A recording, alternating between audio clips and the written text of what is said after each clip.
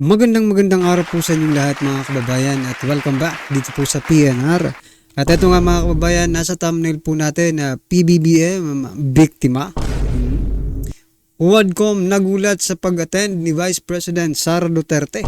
Sinugod ni Vice President Sara Duterte ang kamera.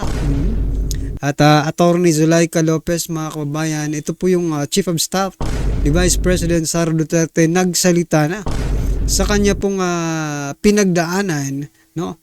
Diyan po sa pagkaka-detain niya sa kamera. Yan mga kababayan, yan po ang ating pag-uusapan ngayong araw na ito. At dahil nga po riyan, ito, isi-share po natin ang video, no? Ni President Bongbong Marcos Jr. at ni Attorney Zulaika Lopez. Ito po ang sinasabi kong video mga kababayan ni President Bongbong Marcos Jr. na kung saan sinasabi ng ating mga kababayan pa-victim effect, no? Itong si President Bongbong Marcos Jr. Parang hindi niya alam kung bakit naging ganon ang naging mga pahayag ni Vice President Sara Duterte, no? Hindi naman yun instantly, no? Hindi naman yun instantly na naisip lang ni Vice President Sara Duterte na sabihin yun, no? Yung paggurgor. Kapag siya daw ay nagurgor, ay gugurgurin din. Diba? So ito mga kababayan, bigyan po natin ng reaksyon to. Nakakabahala ang mga pahayag na narinig natin itong mga nakarang araw. Nandyan ang walang pakundangang pagmumura at ang pagbabanta ng planong ipapatay ang ilan sa atin.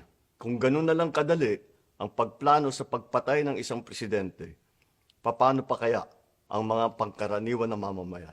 Yung ganyang kriminal na pagtatangka ay hindi dapat pinapalampas. Yan ay aking papalagan. So yan mga kababayan, papalagan po ni President Bongbong Marcos Jr. itong si Vice President Sara Duterte doon po sa kanyang sinabi. Ang tanong, anong gagawin mo, President Bongbong Marcos Jr.? Kakasuhan mo ba? Ikukulong mo ba si Vice President Sara Duterte? Ano po ang inyong klaseng pagpalag? Uunahan nyo bang, eto nagtatanong lang uunahan nyo po bang gurgurin? Kasi papalagan hindi natin alam kung legally or illegally. O yan mga kababayan, nagtatanong lang po tayo kasi, di ba, papalagan As a democratic country, we need to uphold the rule of law. Ako, bilang Oo nga po mga kababayan, no? Sa democratic country, kailangan talaga sumunod tayo sa batas. But mga kababayan, wag din po natin kalimutan, no? As a democratic country, meron po tayong karapatan, no? Na magpahayag ng ating malayang pamamahayag, di ba? Oh. Yung ginawa po ni Vice President Sara Duterte, malayang pamamahayag din yun. Malayang pagpapahayag ng kanyang damdamin. Kasi mga kababayan, hindi gaya ko po nang sabi kanina, no? Mamaya sa video po ni Attorney Zulaika Lopez, mga kababayan, makikita nyo kung paano nag-ugat ang galit ni Vice President Sara Duterte. Kung bakit yung nasabi mamaya. Makikita nyo pong very emotional sa kwento, no? Diba ni Attorney Zulaika? Nako, talagang magugulat kayo. pinuno ng Executive Department at lahat ng mga nanunungkulan sa pamahalaan ay may sinumpaang tungkulin na tutup din at pangangalagaan ang konstitusyon at ang ating mga batas. Kaya hindi tama ang pagpigil sa mga halal ng bayan sa paghahanap ng katotohanan. So yan mga kabayan, ang tinutukoy niya po yung mga tongresta, no? Na naghahanap ng katotohanan di umano. Pero bakit ganoon, Mr. President? No? Kung katotohanan talaga ang gusto nilang makuha in aid of legislation, bakit si Vice President Sara Duterte lang ang kanilang iniimbestigahan dito po sa confidential fund? No? Bakit?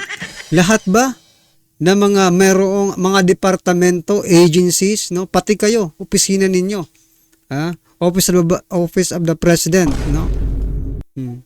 Lahat ba ng mga departamento ay malinis sa confidential fund?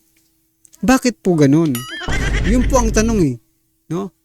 Kung hindi ito pamumulitika, bakit hindi lahatin na may confidential fund? Ako nga natatawa ko kanina mga kabayan, no? Doon sa sa hearing kanina kasi pati yung pagdi-disburse ng pera, no, nawala na talaga yung word na confidential, no? Wala na. Kasi binulgar na lahat doon sa hearing na yon, mga kababayan. Ang tanong, ba? Kung for example, kung ang ginagawa ng Office of the Vice President is not standard, no?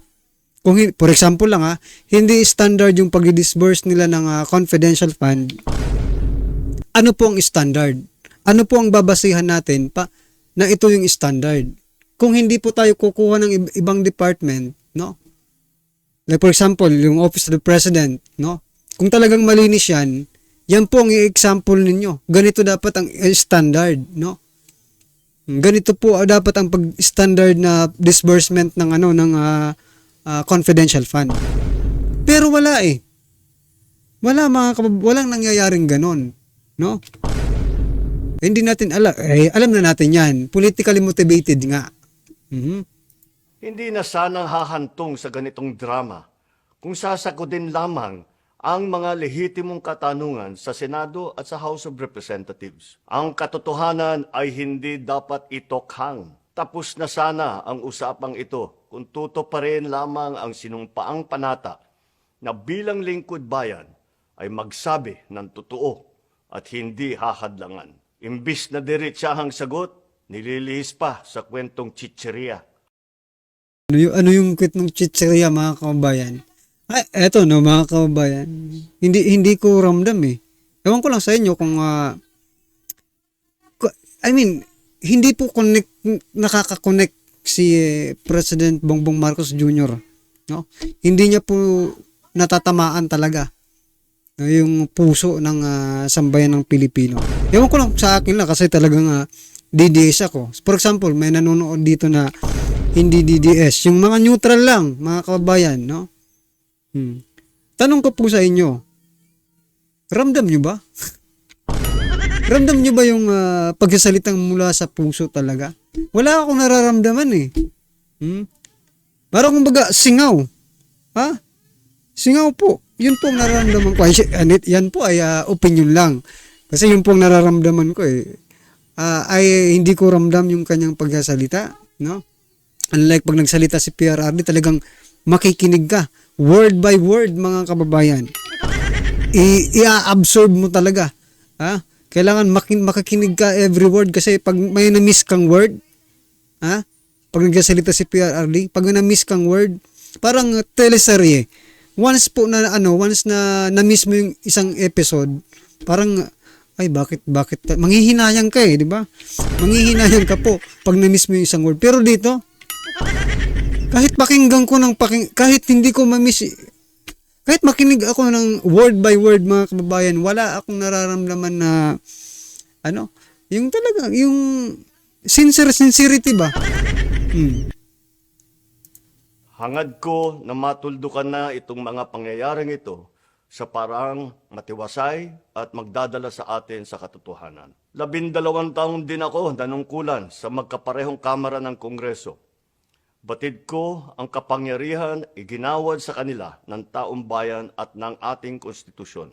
Dahil dito, iginagalang ko ang kanilang gawain bilang Ginagalang ang kanilang gawain, mga kababayan. Ang tanong, sino ang nag-uutos sa kanila para gawin yan? Diba? Kasi hindi na po sila, mga kababayan, hindi na po sila naka-move on. Sa confidential fund na yan. Ngayon, sabihin nyo, ganun talaga kasi hindi sinasagot eh. Diba? Ito ang tanong ko sa inyo. Bakit, parehas lang naman ito investigasyon eh, di ba? Bakit yung investigasyon sa Lotto, sa PCSO, bigla na lang na-stop? Wala na tayong narinig. Di ba? Pwede naman palang ganun. Di ba? Hindi na pag-usapan. Pero bakit itong confidential fund, confidential pa nga ito? Yeah. Pero pilit nilang kinakalkal talaga kahit mga pirma eh. 'Di ba?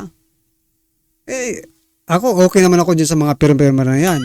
Pero ang problema, gagastos sila para ma-verify lang yung pirma, pwede naman silang ng ating mga agency. Ha?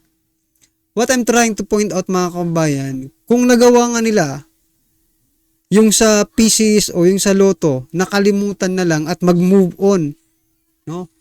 Sa susunod na mga issue. Dito, hindi na po nakapag-move on sa issue. Kahit nandyan na po ang COA na nagbigay na ng report, ay hindi. Hindi yan hindi yan na report ninyo. Kailangan pa talagang imbestigahan. Walang hiya. Yan independent institutional body ang COA. Walang dapat na dyan. Sila ang may karapatan dyan. No? Nobody can dictate the result of their audit, mga kababayan. Pero nangyayari, wala eh. Buti pa sa PCSO, na-stop na. Pero itong confidential fund, I think, hanggang 2028 talaga ito, mga kababayan. Isang independenteng sangay ng ating republika. Kahit ang buong executive branch, lahat ng mga ahensya, ay hindi nakakaligtas at parating sumasailalim sa kanilang masusing pagsusuri. Bilang isang bansa, marami tayong mga paghamon na dapat harapin at mga suliraning dapat bigyan ng lunas. Sa kabila ng mga pambabatikos, nakatuon ang aking pansin sa pamamahala. Ngunit hindi natin ikokompromiso ang rule of law. Kailangan manaig ang batas sa anumang sitwasyon. So talagang alam mo talagang nagbabasa mga kababayan eh. No? Manaig. What's that?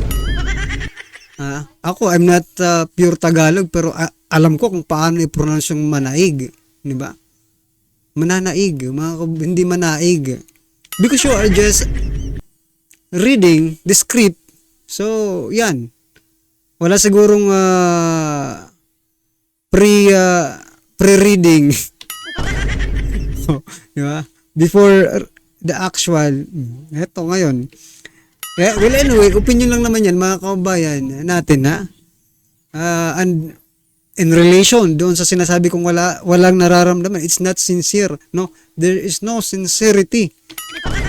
Akong nafe-feel, ako lang, mga kababayan. Ewan ko po sa inyo kung if you really feel the sincerity of this message, no? Congratulations po. Kasi naramdaman nyo talaga. Siguro ako manhid kasi hindi ko naramdaman. Sino man ang tamaan. Kaya hindi ko hahayaan magtagumpay ang hangarin ng iba na hatakin ang buong bansa sa burak ng politika. Igalang natin ang proseso. Tuparin natin ang batas. Alalahanin natin ang mandato na pinagkatiwala sa atin ng milyon-milyon na Pilipino.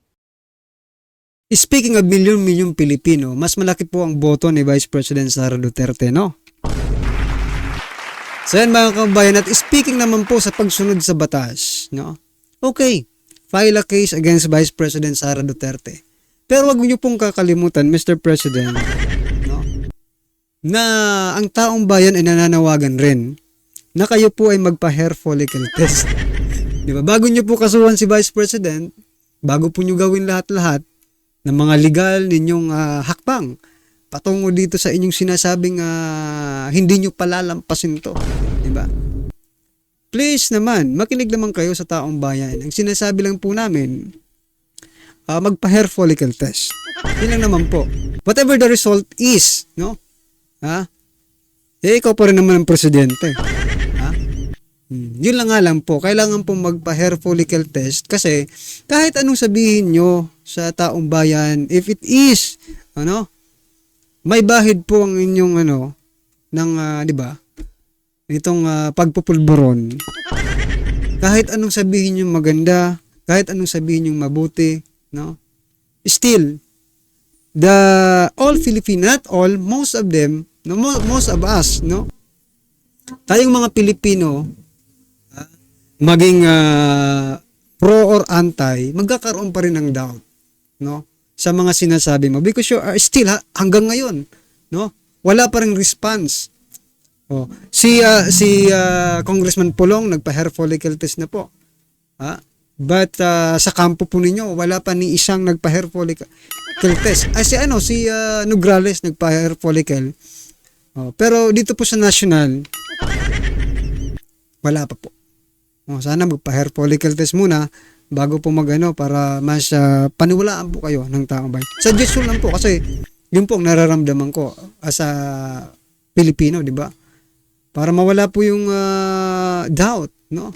Ng taong bayan, yun po sana ang gawin muna bago po itong mga hindi palalampasin, no?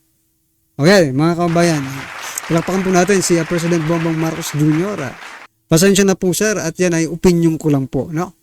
Maaaring magkaiba kami dito ng mga opinion, pero yun po ang opinion ko, mga kabayan. Okay?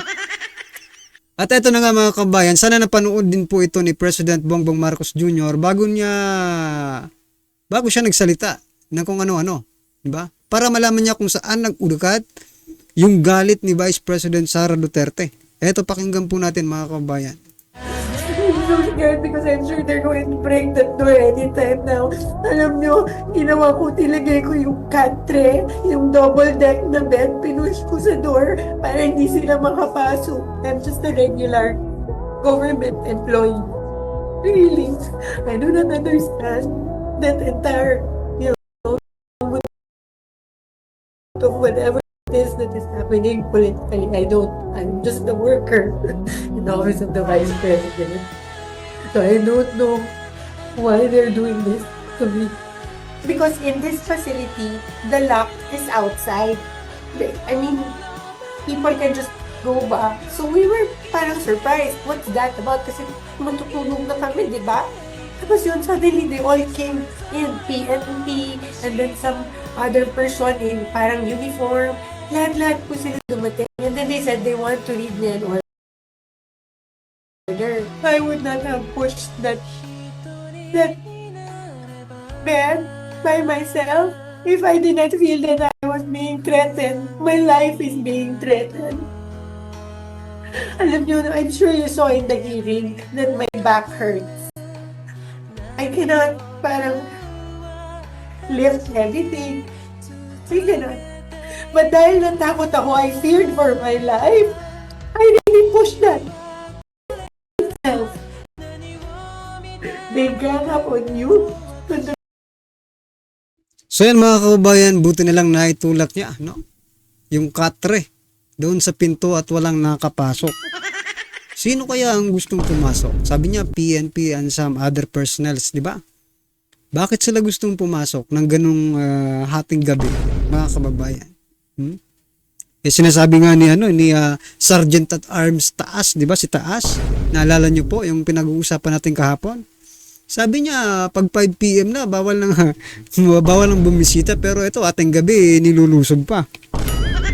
Well, anyway, mga kababayan, ano po ang inyong reaction dyan? I-comment nyo lang po sa baba para tisalan po natin mga kababayan ang inyong opinion. At ito mga kababayan, panoorin po natin itong naging eksena naman dito sa pagsugod ni Vice President Sara Duterte doon po sa hearing sa Kamara. Ito mga kababayan, panoorin po natin at bigyan natin ng komento to. What is the point, Honorable Vice President? Ang sinasabi ko sa inyo, bakit nyo kine-question ang due process? Tanungin nyo ang appointing authority, bakit niya tinanggap ang resignation?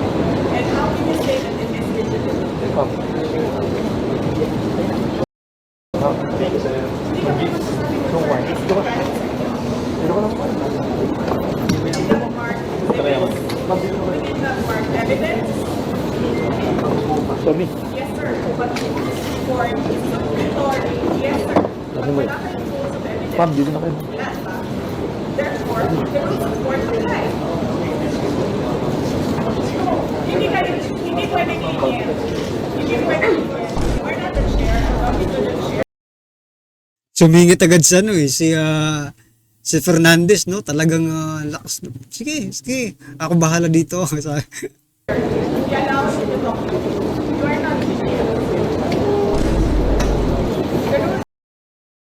Bastos talaga itong si Fernandez, mga kababayan. Nung sasalita po si Vice President Sara Duterte, diba? Sabi po ni Vice President Sara Duterte, nagsasalita ako dito. Di ba?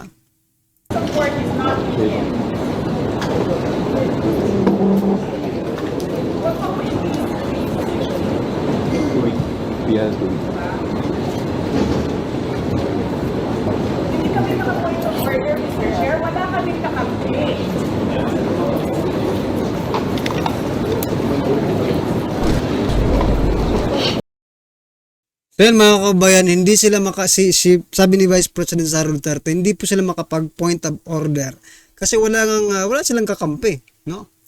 Oh. Dahil nga dahil for example na lang kasi nagiging korte na itong kamara no? Sa korte po, dalawa po ang abogado, no? Abogado ng akusado, no? At abogado naman ng isa, yung anong tawag ng mga lawyer na yan, mga kababayan, no? Yung nagtatanggol at ang dumidepensa, di ba? So, dito wala. Puro tira lang ng tira. Walang dumidepensa, mga kababayan. Yun po yung gustong ipahayag ni Vice President Sara Duterte sa kanila. No? Wala po silang boses doon. Di ba? Pag magsalita ka naman sa mikropono, iko-contempt ka naman. Kasi hindi ka pa ina-acknowledge, di ba? O kaya napasugod doon si Vice President Sara Duterte at kinumpronta nga itong si Chua. No? Nabigyan ng copy itong si yung kasamahan nila. Mr. Chair, the position of Undersecretary and Assistant Secretaries and other appointed positions are positions of trust and confidence by the appointing authority. The resignation letters of the USEX and the ASEX of DepEd were accepted by the appointing authority. And who is that? Mr. Chair? The President of the Republic of the Philippines. Yes. It is not the Secretary of the Department of Education. So you ask the President of the Republic of the Philippines why he accepted the resignation of the USEX and the ASEX.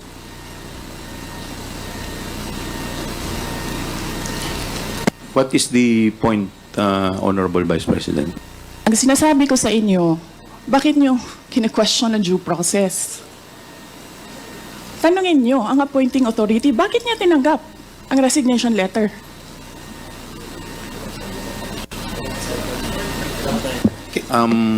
Madam Vice President, Yes, sir. we will, wala pa po tayo dun sa usapin na yun. Sa anong usapin, Later sir? later po sa binabanggit po ninyo. Sa anong Wala usap- pa po tayo sa period of interpellation. Bubuksan ko pa lamang po ang period of interpellation. Yes, sir. Nandun na kayo sa topic. Hindi po tayo nag-i-interpellation ngayon. Madam Vice President, nag-uusap po muna ang mga miyembro. Yes, so, sir. please do respect yung Yes, mga... I am very respectful. I am dovetailing from Congressman Marcoleta. The appointing authority is the President of the Republic of the Philippines. Why are you questioning due process in a discussion of resignation of USEX and ASEX? Wala pa pong nagtatanong about that, Madam Vice President. Sir, kinontempt nyo Madam- Sir, dinetain nyo na yung tao for due process. Madam Vice President, Sir,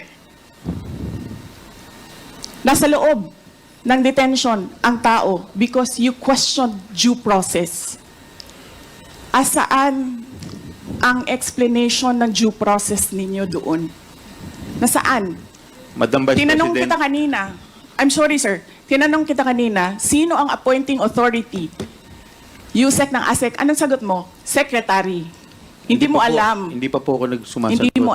Nakita kita, sumagot. Camera. Kita sumagot. Sinabi mo, Secretary. Chairman, motion to Hindi suspend ninyo alam for 5 lahat minutes. 1 na minute, ang nag-a-appoint ay 1 minute President. suspension is declared by the chair. So yan mga kabayan, yan po ang power, no, ng Kongreso. Kapag sila na po ang naiipit, ano agad palo agad palo bang, stop. Diba? Suspension agad. Pag sila po ang naiipit, pag sila ang natatanong, pag hindi nila alam ang isasagot, kung ano-ano pa, pag gusto nilang mag-usap, pag gusto nilang stick to the plan, papaluin agad, bang. Di ba? Oh, suspension, mag-usap muna tayo. Ano ba? Bakit ganito? Sagot ng sagot to. Contempt naman natin to. Yan ba ang pag-uusapan nyo? Naku naman talaga. Well, anyway, mga kababayan, ano po ang inyong opinion, reaction patungkol po sa video ito, ay comment lang po sa baba. Para at least alam po ng ating mga kababayan ang inyong opinion. Maraming salamat po.